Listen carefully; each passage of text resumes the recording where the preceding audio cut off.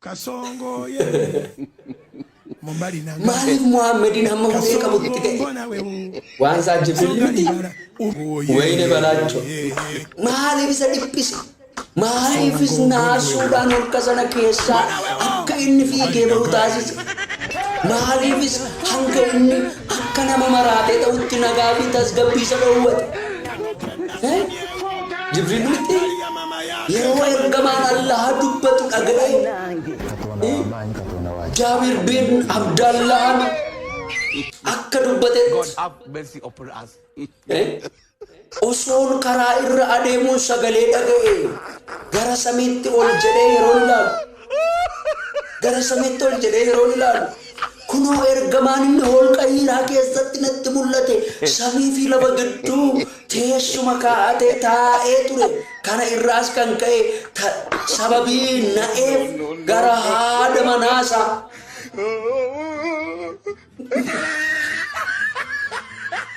gara haadha manaasaa God have mercy upon us.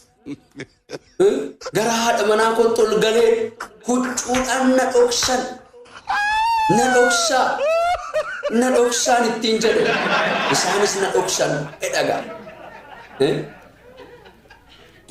Saayii Albahaarii jildi ja'affaa kitaaba 60ffaa lakkoofsa 448 irraa argatte shaakala raajota darban warreen Waaqayyoof ergamaa warra turan Waaqayyo karaa ergamoota isaa waliin dudubbataa kan ture isaanis waliin dudubbataniiru wal arganiiru jedhaman kan hin beekne karaa biraa Muhammaditti mul'atame jechuudha. Garuus mannaa inni wanta isatti mul'ate sanaaf taasise sodaa fi nagaa dhabuu sana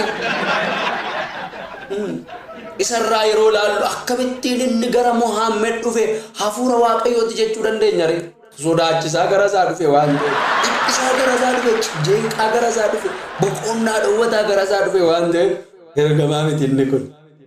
Mul'anni Muhammad yeroo hunda fedhii fi hawwaa isaa qofaaf akka ta'e kan isa taajjabde haati manaan isaa Ayyishaan iyyuu akkas jechuudhaan ture kan isheen ibsiteef gooftaan kee fedhii fi hawwaa kee guutuudhaaf jarjara Saayii Albahaarii jildi ja'affaa kitaaba 60ffaa lakkoofsa 311 irratti akkas jettee dubbatte gooftaan kee fedhii fi hawwaa kee guutuudhaaf jarjaratte gaafa isa taajjabdu jechuudha. Yeroo dubartii afur fuudhuu barbaadetti immoo suuraa 33:50 naaf bu'ee jedhe kana laala akkasumas yeroo dubartoota isaa keessaa Saudaa akka addaatti ilaaluu barbaades suuraa 4:128 naaf bu'ee jedhe kutaa quraana Muhammad kanneen kana fakkaatan isa haqni keessa hin jirre kana ilaaluudhaaf isa dhugaan keessa hin jirre kana ilaaluudhaan attamittiin quraanni Waaqayyoo isa nama waliin caalchifne biraa dhufe jechuu dandeenya ree hubachiisa guddaa Muhammad kutaa quraanaa tokko kan inni Waaqa irraa gannaaf bu'e jedhe erga namoonni kan biroon dubbisuudhaan yaada itti kennaniin booda akka ta'e yeroo dubbifnu immoo yaada isaa inni quraanni Waaqa irraa gannuuf bu'e jedhe sana gatii dhabsiisa jechuudha. Waaqa irraa akka quraanni gadi hin buune nutti hima jechuudha. Isa sana gatii dhabsiisa.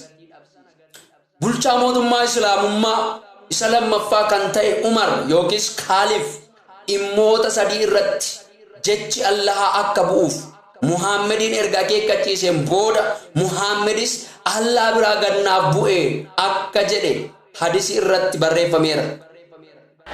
Kanas hin argina.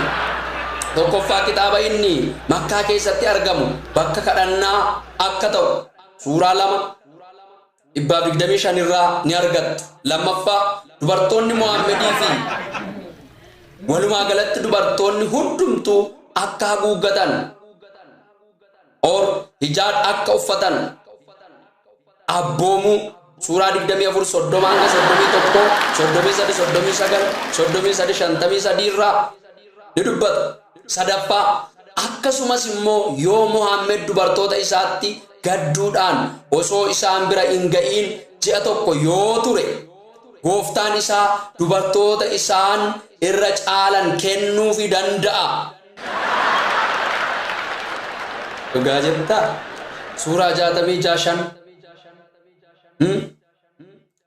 Saayii Al-Baharii jildii tokkoffaa kitaaba 8ffaa lakkoofsa 395. Saayii Al-Baharii jildii 6ffaa kitaaba 60ffaa lakkoofsa 10 fi 313. Akkasumas Saayii Muslim kitaaba duwwaa 31 lakkoofsa 5903 keessatti argachuun ni danda'ama.